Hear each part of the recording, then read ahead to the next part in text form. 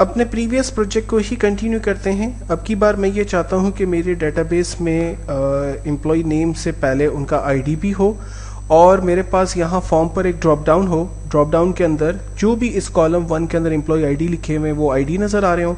Drop down में से मैं जिस भी एम्प्लॉय आईडी को सेलेक्ट करूँ उसका नाम, उसका मिडिल नेम और लास्ट नेम निकल के जो है वो नीचे मुझे नज़र आना शुरू हो जाए। यानी इन तीन टेक्स्ट बॉक्सेस के अंदर मुझे वो रिकॉर्ड नज़र आ जाए जो ड्रॉप डाउन में से मैं जिस आईडी को सेलेक्ट करूँ। सॉर्ट ऑफ हम कह सकते हैं कि हम सर्च का एक छोटा सा बटन यहाँ पर बना रहे हैं। तो ऐसा करने के लिए मुझे सबसे पहले तो करना यह है कि अपनी शीट पर आईडी नाम का एक कॉलम इंसर्ट करना है और उस पर कुछ हेल्पर डमी नंबर दे देने। सो मैंने 1 से 7 तक नंबर्स दे दिए और अपने पूरे प्रोजेक्ट को सिंपली थोड़ा सा ड्रैग करके सेंटर कर लेते हैं। और अब की बार मैं एक नया कैप्शन क्रिएट करता हूँ और उस पर लिखता हूँ सेलेक्ट आईडी, राइट। और सेलेक्ट आईडी के साथ मुझे चाहिए ये कॉम्बो बॉक्स। मैं चाहता हूँ कि इस कॉम्बो बॉक्स पे जब मैं क्लिक करूँ तो इस पे मेरे पास तमाम आईडीज नज़र आएँ जो इस कॉलम ए के अंदर लिखे हुए हैं और जिस भी आईडी को फिर मैं सेलेक्ट करूं तो उसकी इन्फॉर्मेशन निकल के मेरे पास आ जाए। तो अब यहाँ पर दो चीज़ें हैं। पहला ये कि जब मैं फॉर्म को रन करूं तो यहाँ पर इस ड्रॉप डाउन के अंदर मेरे पास सबसे पहले तो कॉलम ए की तमाम आईडीज आ जाएं। पहला काम मुझे ये करना है। दूसरा काम करना है कि उस आईडी पे जैसे ही क्लिक करूं तो उसकी इन्फॉर्मेशन निकल कर यहाँ पर आ जाए। ठीक है, तो ये दो अलग अलग हमारे प्रोग्राम्स डिज़ाइन होंगे। तो मैंने इस जो हमारा कॉम्बो बॉक्स है उस पर मैंने डबल क्लिक किया तो मेरे पास कॉम्बो बॉक्स का चेंज इवेंट सबसे पहले खुल गया है। तो मुझे कॉम्बो बॉक्स के चेंज इवेंट पे फिलहाल काम नहीं करना, इसके बाद वाले स्टेप में हम काम करेंगे। पहले हम काम करेंगे कॉम्बो बॉक्स के अंदर जो आईडीज हैं वो आ जाए। तो ऐसा करने के लिए मुझे ड्रॉप डाउन बटन के ऊपर काम करना होगा। चेंज बॉक्स के ड्रॉप बटन क्लिक पर काम करना होगा। यानी जैसे ही मैं उस पर क्लिक करूँ, जैसे ही मैं इस पर क्लिक करूँ ये ड्रॉप क्लिक होता है। ठीक है, तो जैसे ही इस पर क्लिक होगा ये ड्रॉप डाउन खुलेगा, ऑटोमेटिकली ये सारे नाम उसके अंदर फाइंड हो जाएंगे। फिर ज़ाहिर वो अपडेट भी होंगे, अभी 7 है तो बाद में 8, 9, 10 भी होंगे, तो वो खुद ही जो है वो लेकर आएगा और कम होंगे तो वो ऑटोमेटिकली उसको मैनेज भी करेगा। तो मैंने पहली एक्टिविटी प्रोग्राम अपना लिखना है कॉम्बो बॉक्स के ड्रॉप बटन क्लिक पर। सबसे पहले मैंने यहाँ पर दो वेरिएबल असाइन कर लिए, like dim IS long data type वहाँ पर यूज़ होती है जब आप पूरी रेंज को स्टोर करा रहे होते हैं, वहाँ पर आप लॉन्ग की डाटा टाइप को स्टोर यूज़ कर सकते हैं। और मैंने एक और वेरिएबल ले लिया लास्ट रॉ एस लॉन्ग। ठीक है, फिर मैंने कहा लास्ट रॉ के अंदर इंफॉर्मेशन मुझे स्टोर करानी है शीट्स के अंदर। मेरे पास बहुत सारी शीट्स हो सकती हैं, तो मैंने इसको स्पेसिफिक कर दिया कि शीट 1 पे जाए और इसकी रेंज कॉलम ए को देखे कि उसमें क्या है एंड उसमें रॉस डॉट काउंट करे। तो कॉर्डिनेट करा दिया मैंने, कॉलम ए के अंदर जितनी भी टोटल रॉस है उसे काउंट करे।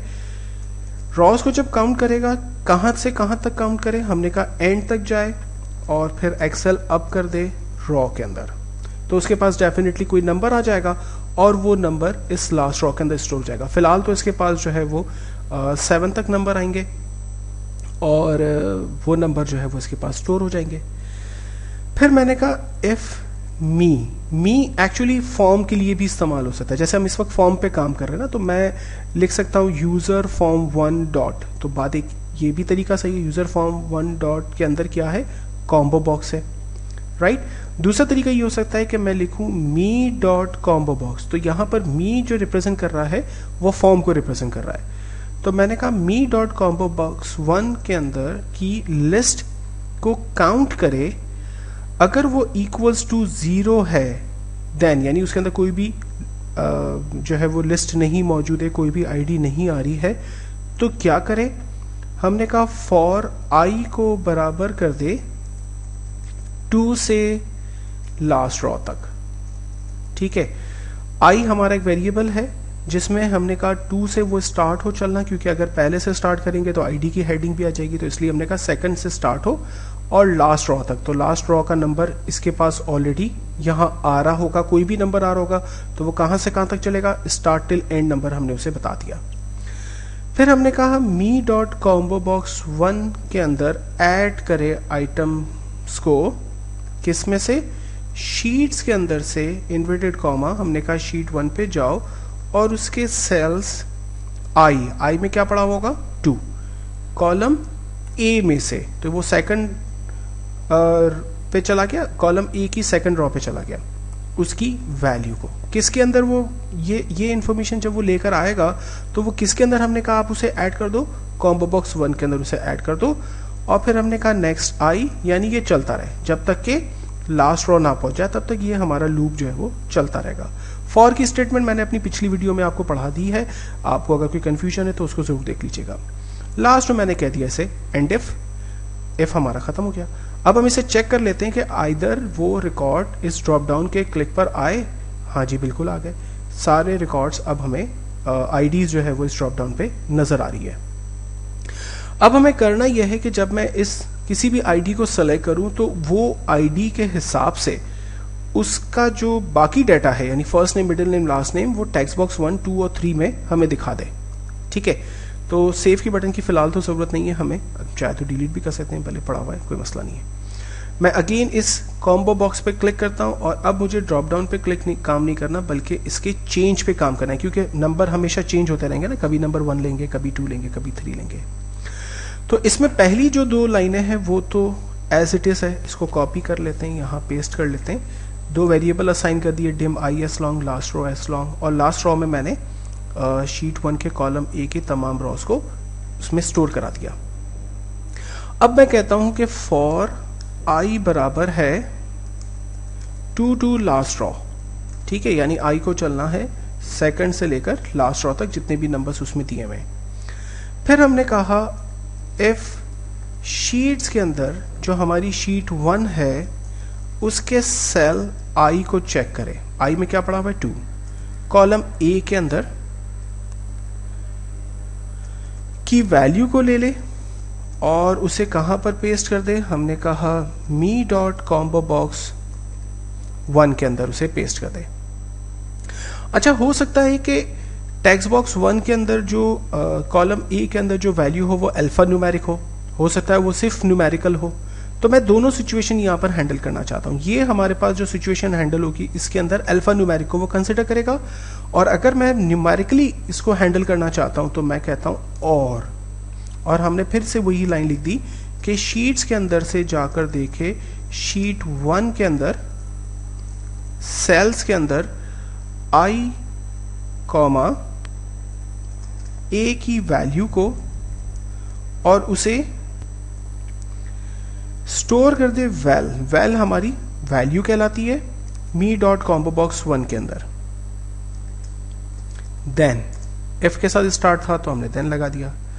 अगर ऐसा हो जाता है तो फिर हम क्या कहते हैं, हम कहते हैं मी डॉट टेक्स्ट बॉक्स 1 की वैल्यू टेक्स्ट बॉक्स 1 के अंदर स्टोर कर दे शीट्स के अंदर शीट 1 डॉट सेल्स के अंदर आई कॉमा कौन सा कॉलम आएगा, बी आ जाएगा, क्योंकि हमने ए को तो टैली करा दिया, उसकी वैल्यू को।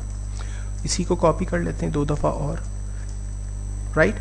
तो पहले टेक्स्ट बॉक्स में कॉलम बी की वैल्यू उठा ले, दूसरे टेक्स्ट बॉक्स में कॉलम सी की, और तीसरे कॉलम के टेक्स्ट बॉक्स के अंदर कॉलम डी की वैल्यू को उठा ले। ये हमारे पास कॉलम बी सी डी यहाँ पर है। अब यहाँ पर इफ को हम एंड इफ कर देते हैं और नेक्स्ट को बार बार चलने को कहते हैं, क्योंकि नंबर हमेशा बदलते रहेंगे, अकॉर्डिंग टू द नंबर ये वैल्यूज भी जो है वो चेंज होती रहेगी। चेक कर लेते हैं, रन करते हैं। यहाँ पर मैं टेक्स्ट बॉक्स नंबर 2 सेलेक्ट करता हूँ। नंबर 2 पे आईडी पे जाहिद करीम सैयद है, रिकॉर्ड आ रहा है। 4 सेलेक्ट कर रहा हूँ, इरफान वजीर बकाली आ रहा है। 6 सेलेक्ट कर रहा हूँ, वसीम अहमद शाह आ रहा है। तो जो भी नंबर हम यहाँ से सेलेक्ट कर रहे हैं उसके अकॉर्डिंगली यहाँ हमारे पास रिकॉर्ड चेंज होकर आ रहे हैं।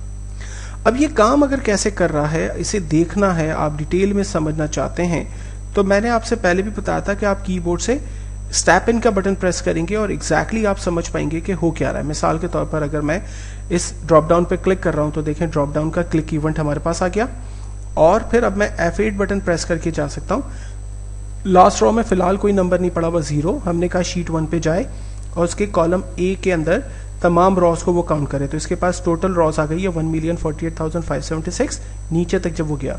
लेकिन फिर हमने कहा कि तुमने ऊपर आना है और एक्चुअल जो रॉस हैं वो तुमने लास्ट रॉ के अंदर फिक्स करनी है, तो वो नंबर उसके पास कम हो जाएंगे। ये देखें टोटल नंबर हो गया उसके पास 8, हम चेक कर लेते हैं 1 2 3 4 5 6 7 8 रॉस का डाटा है। तो अब लास्ट रो में क्या आ गया 8। फिर हमने कहा मी कॉम्बो बॉक्स 1 के अंदर लिस्ट काउंट करें, अगर उसमें कुछ भी नहीं पड़ा हुआ, जीरो है, यानी जब आप क्लिक करें और उसमें कोई भी वैल्यू नहीं पड़ी हुई, वो ब्लैंक है, तो आप फॉर आई को बराबर कर दे 2 से लास्ट रो। पहले को तो हेडिंग को तो लेना नहीं है, सेकंड से हमें चलाना है, तो हमने कह दिया सेकंड रो से वो चले, कहां तक चले, लास्ट रो तक। लास्ट रो में क्या पड़ा हुआ है 8, तो ये 2 से लेकर 8 टाइम चलेगा, यानी ये सारे नंबर उसमें स्टोर हो जाएंगे। कॉम्बो बॉक्स 1 के अंदर वो सारे नाम ऐड हो जाएंगे, कहां से, कॉलम ए में से, ठीक है। F8 F8 F8 करके बाहर आ गए और ये सारे नाम इस तरह से स्टोर होते चले जा रहे हैं। ये देखें सारे नाम आ गए। अब जब सारे नाम आ गए और हमने किसी भी आईडी आ गई, अब सारी आईडी आ गई, किसी भी आईडी पे क्लिक कर रहे हैं, तो अब हमारे पास टेक्स्ट बॉक्स 1 का चेंज इवेंट आ गया। चेंज इवेंट में सबसे पहले सारी रॉस को काउंट करेगा, आंसर वही आ गया 1,48,000, लेकिन हमें सिर्फ रॉ के अंदर 8 लाना है, तो देखें 8 आ गया। फिर मैंने कहा आई चले 2 से लेकर लास्ट रॉ तक, यानी 8 टाइम्स चलेगा ये, और जब 8 टाइम्स चलेगा तो क्या करेगा, चेक करेगा कि अगर शीट के कॉलम ए के अंदर सेकंड रॉ की वैल्यू को कॉम्बो बॉक्स 1 के साथ उसके अंदर फिट करे, अगर वो अल्फा न्यूमेरिक है या न्यूमेरिक है, जो भी वैल्यू है दोनों सिचुएशंस में। क्योंकि समटाइम आईडीज जो है वो आपकी कंपनी के नाम से होते हैं, ईआरपी के नाम से होते हैं, कुछ और हो सकते हैं, एबीसी हो सकते हैं, राइट। तो हमने अल्फा न्यूमेरिक भी रख दिया और न्यूमेरिकली भी रख दिया। तो अगर जब वो दोनों चीज़ें मैच हो जाएंगी तो अकॉर्डिंगली उसके हिसाब से उस रिकॉर्ड को वो सर्च करना शुरू कर देगा हमारे पास।